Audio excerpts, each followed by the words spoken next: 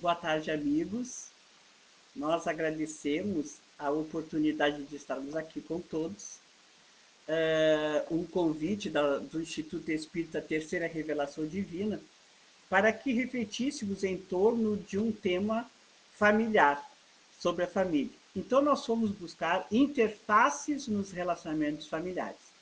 Interface quer dizer um amplo modo que ocorre de comunicação entre partes distintas. E é uma ferramenta de comunicação onde nós podemos nos comunicar, quer virtual, quer seja material. Então, nós estamos em 2020, em dezembro de 2020, e muitas modificações se estabeleceram, principalmente nesse ano, pela forma como nós estamos nos comunicando.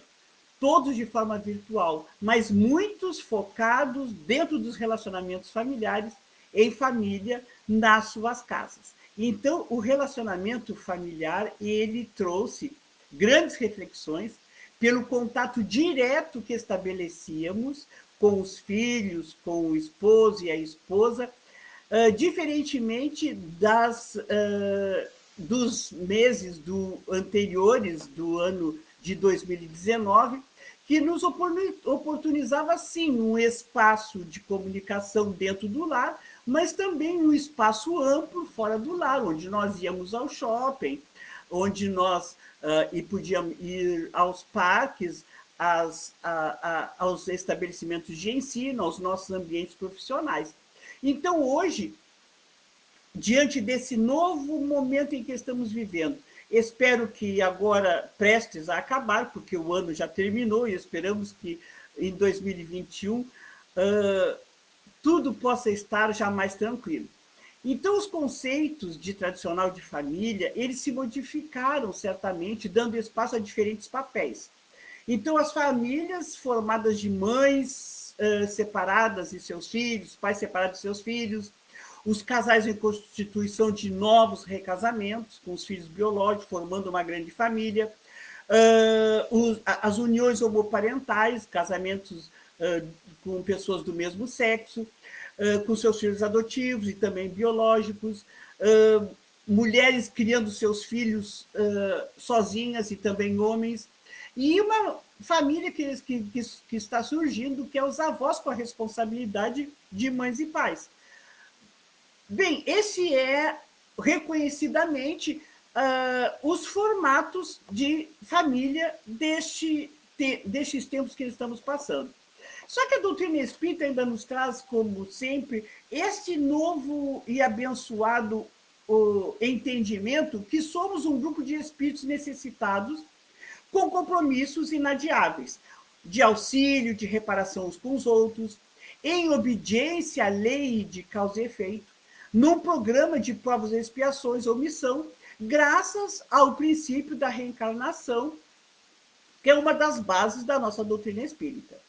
Figure-se a Terra, como nos fala no Evangelho segundo o Espiritismo. Figure-se a Terra, né, esse planeta de provas e expiações, preparando-se e nos preparando para vivenciar o mundo de regeneração. Então, figure-se a Terra um hospital, onde não se vê senão doentes e estropiados. Numa penitenciária, vêm-se reunidas todas as torpezas, todos os vícios. E uma região também insalubre, onde os habitantes, na sua maioria, são enfermiços, pálidos, franzinos. Figure-se a Terra como esse subúrbio, esse hospital, uma penitenciária ou um sítio malsão.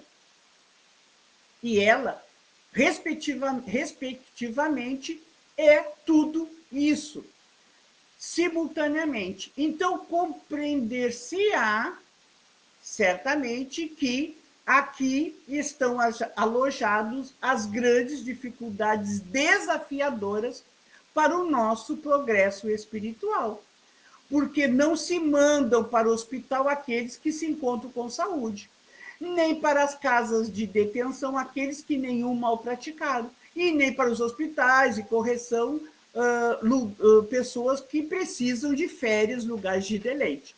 Então, entendemos, naturalmente, que somos um acervo, uma população de pessoas que vivem aqui na Terra, trazendo cada um a sua necessidade evolutiva, a sua mazela, a sua doença, porque estamos todos infectados pelas nossas próprias mazelas perispirituais.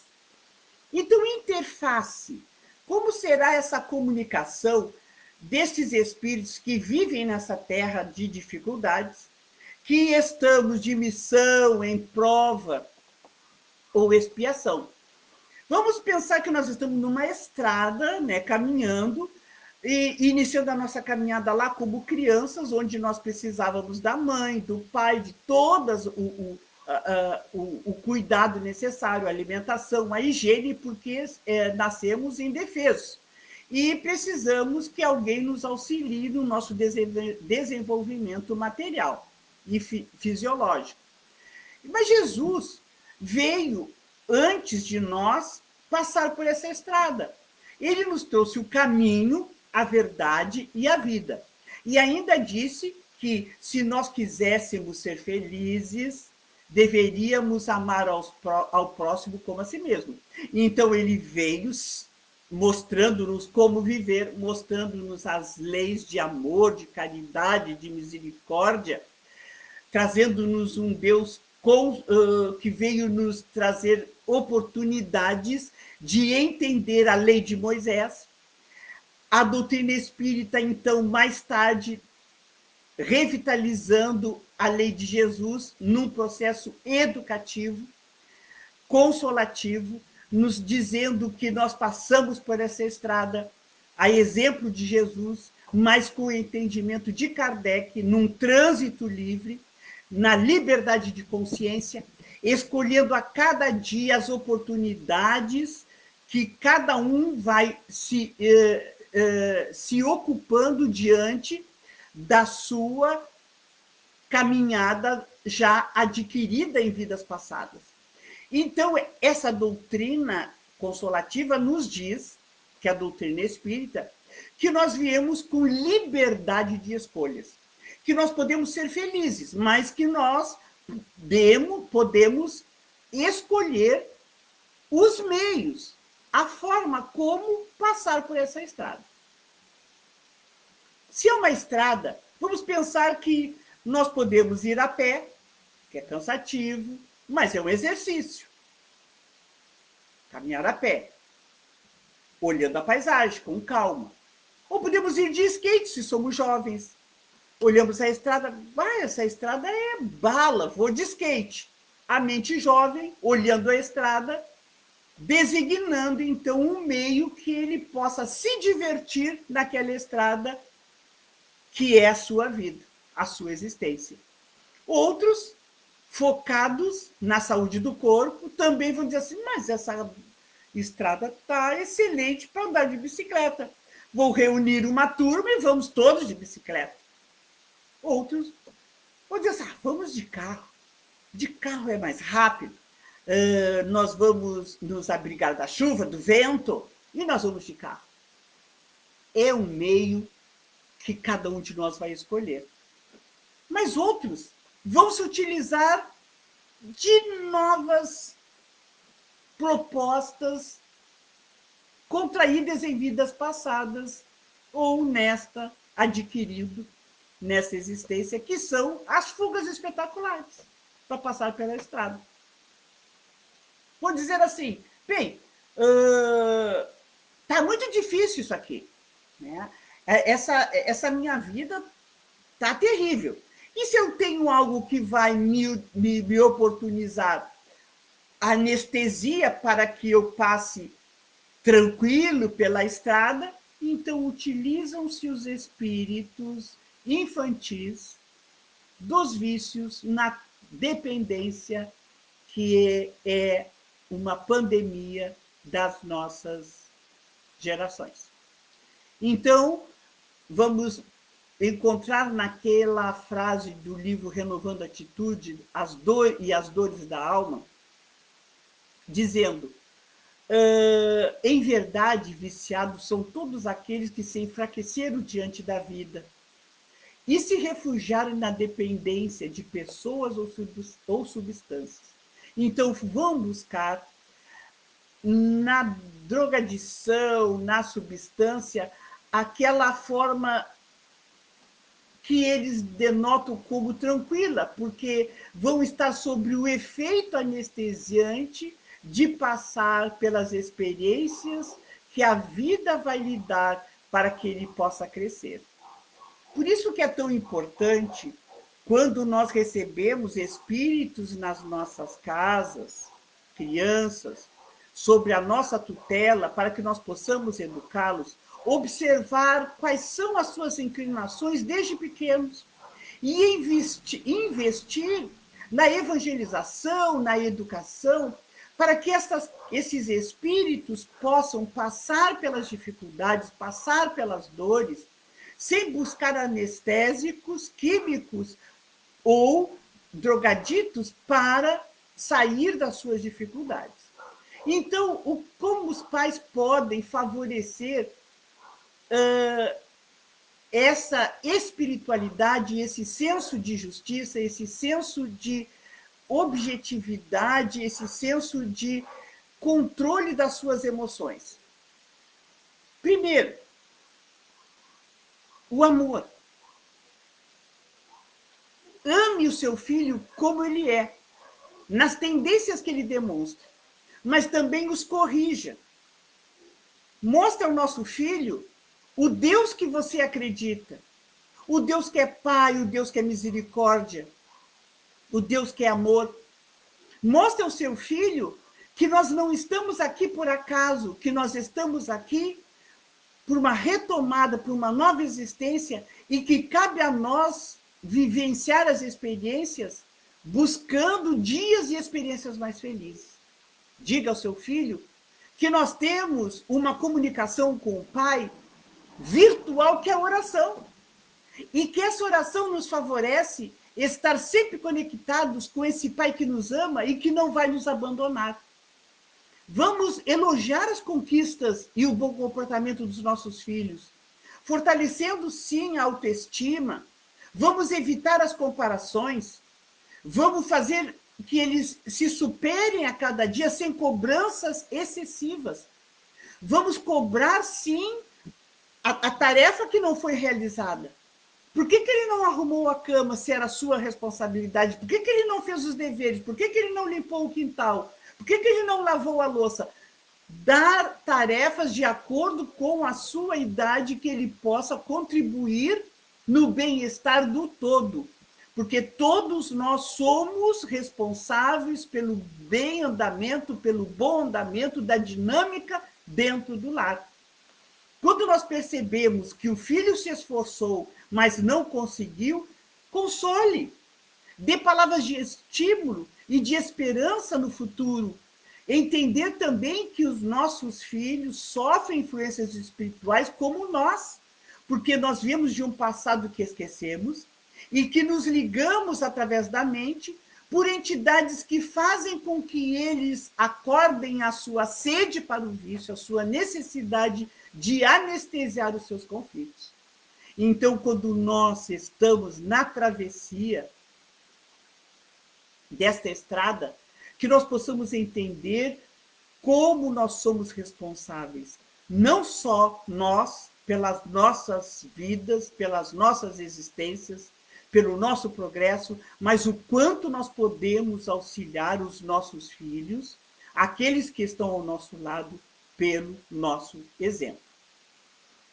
Joana de Cusa foi procurar Jesus e dizer a Jesus que não queria mais estar com seu esposo, porque ele não a compreendia, ele não nutria os seus mesmos valores espirituais e que ela queria se desfazer daquele casamento. Então Jesus disse, mas quem sentirá mais dificuldade em estender as mãos fraternas? Será o que atingiu as margens seguras do conhecimento com o Pai?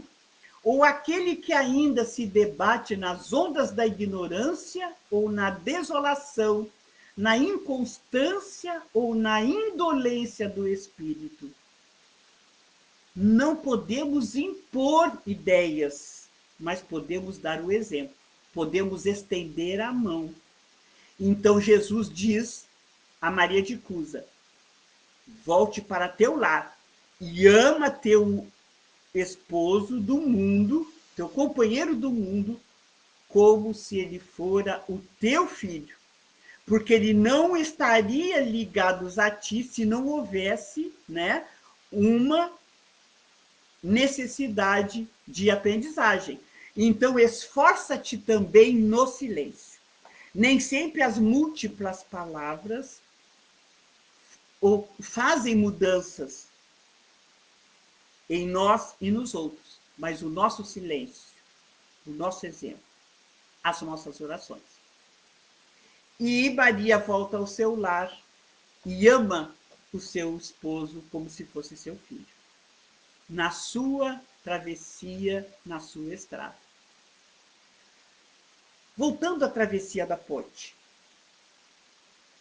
Passar em diferentes climas, em diferentes circunstâncias, em diferentes obstáculos, é muito difícil, porque diferentes são as oportunidades, diferentes são as formas como nós estamos passando. E vamos precisar certamente de auxílio de alguém que está ao nosso lado, da mãe, do irmão, do pai, daqueles que podem nos auxiliar.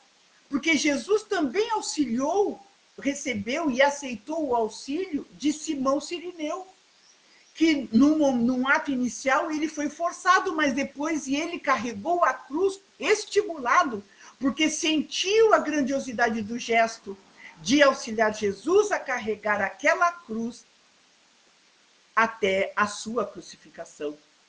Então, nós podemos buscar auxílio quando aqueles que estão ao nosso lado não se mostram favoráveis, não têm a maturidade exigida por nós para nos dar o auxílio que necessitamos, a palavra consoladora. Vamos buscar o atendimento fraterno na casa espírita, vamos buscar o auxílio de um profissional para que não carregamos a nossa cruz. Certamente, muitas vezes, o profissional vai nos oportunizar uma medicação para que possamos atravessar a nossa estrada com mais tranquilidade e mais saúde. Nós possuímos certamente crenças e hábitos que vão se fortalecer e objetivos que vamos traçar nessa estrada. A criança totalmente dependente do adulto precisa de carinho, precisa de amor.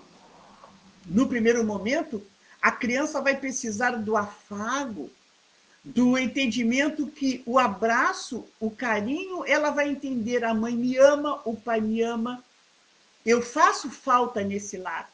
Diga que a ama, diga que ela é importante na sua vida, para que ela vá construindo no seu interior a sua proposta de amor que ela nutre e de segurança no coração dos seus pais, dos avós, dos tios, daqueles que estão ao seu lado. Jesus também nos deu um exemplo muito grande quando nós somos parciais, porque muitas vezes quando nós temos filhos, nós temos o hábito de julgar, de favorecer um filho em detrimento do outro. Muitas vezes até de comparar, numa infantilidade que nos passa despercebido. Porque como nós somos espíritos milenares trazendo experiências passadas, muitas vezes nós nos colocamos muito mais amigos de uns em detrimento de outros.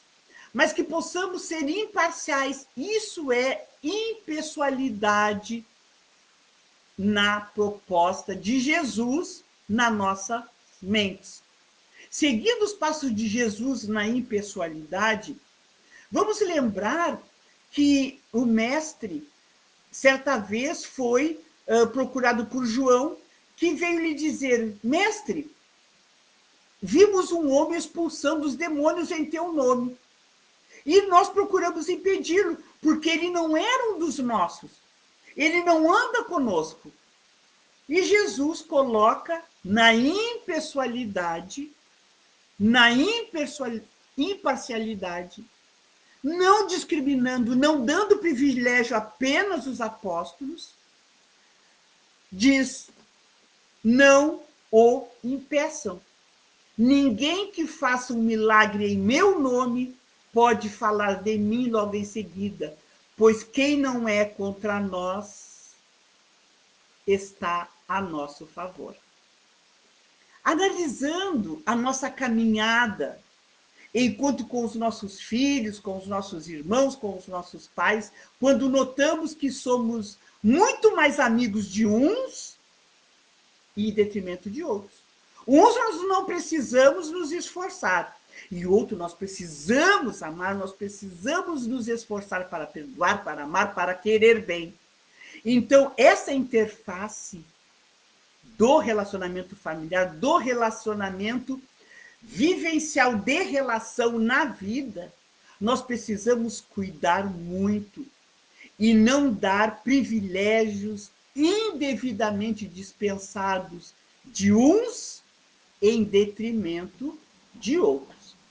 É necessário, então, que nós possamos entender, enquanto jovens, enquanto adultos, enquanto crianças, que estamos também na interface de experiências felizes, porque nem sempre as nossas vidas são com espíritos difíceis, onde nós tenhamos que amar mais. Muitas vezes nós trazemos ao nosso lado espíritos amigos, queridos, companheiros que se fazem amigos, que são para nós amores do passado que retornam, e pais também que são exemplos de vida, que são amores dado por Deus para nos guiar nessa estrada da vida. Mas a interface também se faz dolorosa, né? Quando os jovens se desviam da sua caminhada e vivenciam umas vidas cheias de aventuras, buscando esportes radicais, colocando a sua vida em risco, buscando nas drogadições, nas violências. E então vamos encontrar também adultos já com as suas profissões definidas, mas todas voltadas para a materialidade. Outros não, outros já vivenciando as suas experiências com racionalidade, com fé, com entendimento, nutrindo objetivos espirituais. Mas muitos ainda nessa terra de provas e expiações nutrem caminhos de violência, relacionamentos, interfaces violentos, físicos, violências que se fazem desastrosas quando infligimos violência física aos nossos filhos, quando colocamos de castigo sobre o milho, daquela forma antiga que ainda se faz. Deixamos horas e horas as crianças de castigo ajoelhadas atrás da porta. Tivemos notícias e temos notícias diariamente de adultos que praticam práticas de violências físicas que nós nem imaginamos, na imaturidade, na infantilidade do senso moral. É triste reconhecer que ainda os pais causam danos emocionais aos seus filhos. Certa vez nós estávamos saindo de uma exposição pública e atravessamos a rua para pegar o nosso carro. E quando abrimos a porta, escutamos do apartamento do prédio onde o nosso carro estava estacionado, uma voz feminina gritando, colérica, uma verborreia, como se diz, como dizia a nossa coordenadora da psicopedagogia, de danos, de uma fala de danos emocionais a um filho, que nós não sabíamos qual a idade. E esta criança, então, trazia, escutava: tu não prestas para nada, desde que tu nasceu, tu só me traz dores, tu só me traz dificuldades, eu tenho que te suportar todos os dias, eu não te aguento, tu és uma infelicidade na minha vida, se eu não tivesse tu na minha vida, eu seria mais feliz. Então, nós lá embaixo ficávamos pensando como estaria aquela criança e como seria a autoestima desse jovem, desse adulto no futuro, e como ele se comportaria perante uma entrevista de emprego, perante o seu casamento, a sua relação, a sua vida de relação, como ele estaria neste momento constrangido, humilhado pela violência psicológica. Existe ainda a violência no âmbito sexual, mostrando-nos, impondo à sua parceira o aborto, ainda patrimonial, recusando a retenção de recursos econômicos, a violência moral, que é a conduta que difama, que injuria. Então, nós ainda presenciamos, nesse planeta de provas e expiações, essas interfaces tristes de violência. Ainda idosos, lá quase no fim da sua estrada, mas vitimados, dizendo: por que eu sofro tanto? Por que eu tenho tantas doenças? Por que a vida se coloca desta forma para mim, me punindo, quando outros, já construindo o seu senso moral, dizem para si mesmo o quanto ele vivenciou de experiências positivas e o quanto ainda ele pode contribuir na sua existência para que a sua estrada se torne mais feliz. Então, essas contradições nós encontramos num tempo que é oportuno para todos nós. É o mesmo tempo, mas diferentes são as pessoas que vivem nesse tempo. Eu trouxe uma poesia de Frei Antônio das Chagas, que foi escrita no século XVII, que diz assim: a poesia é conta e tempo. Deus pede estrita conta do meu tempo, e eu vou do meu tempo dar-lhe conta. Mas como dar sem conta tanto tempo, eu que gastei sem conta tanto tempo? Para dar minha conta feita a tempo, o tempo me foi dado e eu não fiz conta. Não quis, sobrando tempo, fazer conta. Hoje quero acertar conta e não há tempo. Ó vós que tende tempo, sem ter conta, não gasteis vosso tempo em passatempo. Cuidai, enquanto é tempo, em vossa conta. Pois aquele que sem conta gasta um tempo, quando o tempo chegar de prestar conta, chorarão como eu por não ter tempo. Essa poesia Conta em Tempo, de Frei Antônio das Chagas, nos dá uma mensagem um pouco materialista, porque diz que chorarão como eu ou não ter tempo. E nós sabemos que a doutrina espírita nos dá uma oportunidade de vivenciar sempre novas oportunidades e que o tempo sempre vai nos favorecer. Certamente nós vamos repetir as experiências, mas sempre vamos ter o tempo pela misericórdia infinita do nosso Pai. Nós podemos estar neste tempo, 2020, com todas essas conquistas, mas estar no meio da estrada ou no início da estrada, quando pensamos de modos diferentes o nosso significado do ser existencial.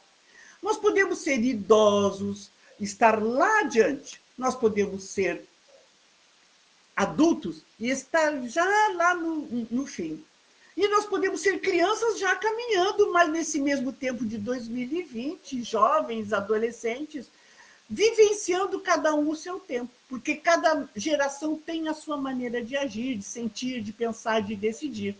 Cada geração está ligada a uma posição comum e uma dimensão histórica. Então, nós podemos estar no meio da travessia e dizendo assim: ah, eu sou muito infeliz porque eu perdi meus filhos, que é uma outra dimensão de experiência, há uma outra interface que se coloca, é a perda dos entes queridos no relacionamento familiar. Então, a forma como nós enfrentamos a perda dos filhos, dos pais, do esposo, dos irmãos, é a forma imatura de vivenciar as experiências terrestres. E nós podemos dizer assim: ai, a doença na minha casa, por que na minha casa? Por que a morte na minha família? Por que eu estou com tantas limitações? Por que eu perdi o emprego? Por que nós temos tanta dificuldade? Quando nós colocamos essa forma de vivenciar e de entender a lei de Deus, nós não estamos nos ajustando à lei de justiça e de amor de Deus, que a maturidade nos dá.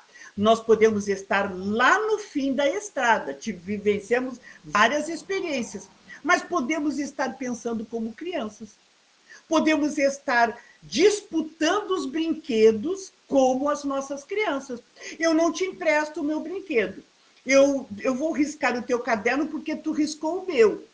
E assim, utilizar destas formas infantis para disputar o espaço de tempo que nós estamos vivenciando nesse imenso hospital de doentes morais que somos todos nós.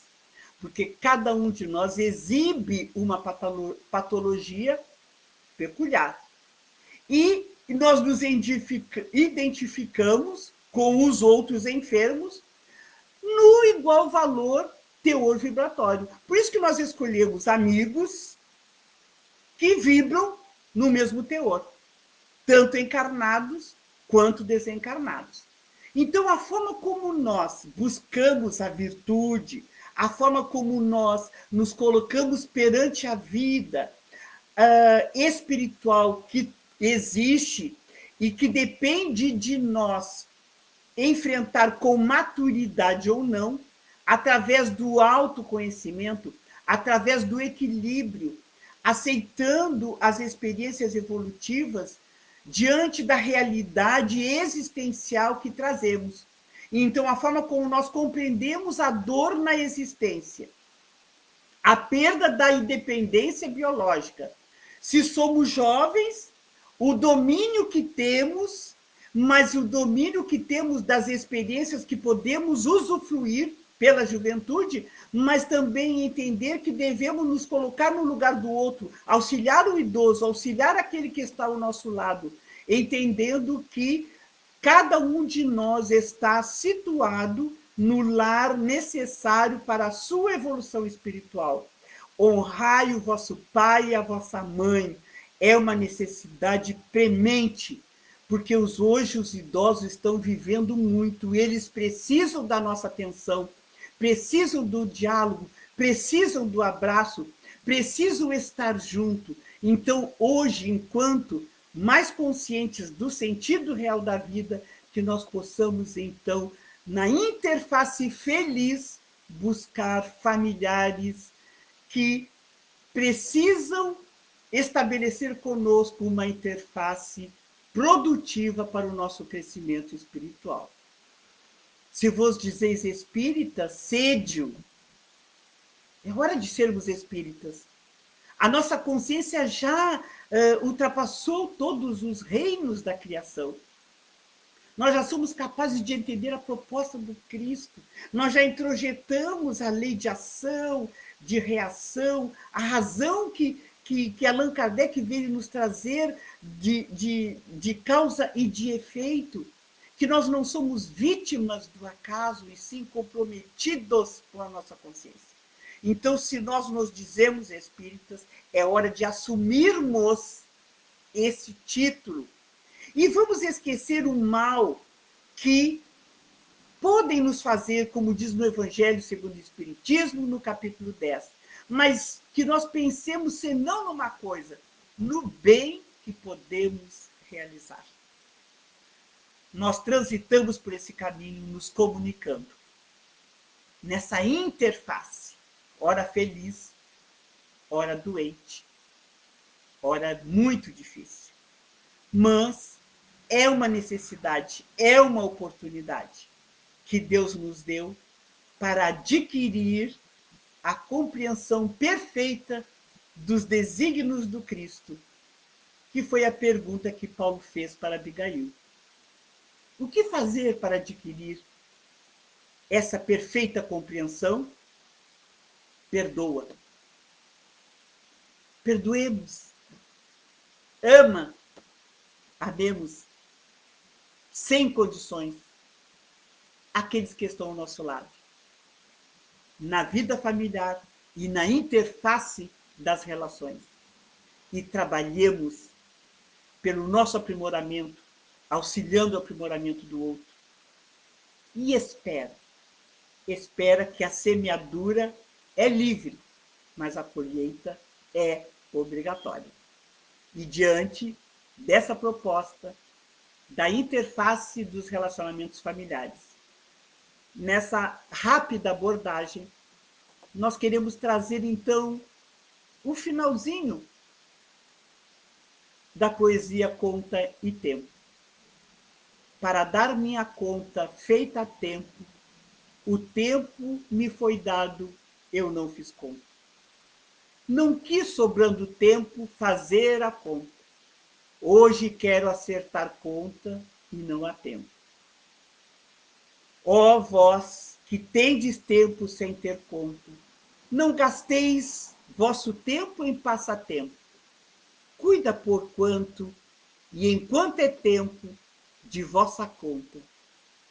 Pois quando, sem conta, o tempo chegar, aqueles que gastam tempo de prestar conta chorarão como eu, e não ter tempo. As oportunidades se repetirão, mas serão diferentes. Talvez nós tenhamos que chorar um pouquinho. Que a paz de Deus e de Jesus nos fortaleça o ânimo nessa estrada da vida, nessa estrada que todos nós seguimos. Que as famílias possam se harmonizar e viver com mais paz e mais alegria. Muito obrigada e até uma outra oportunidade, se Deus quiser.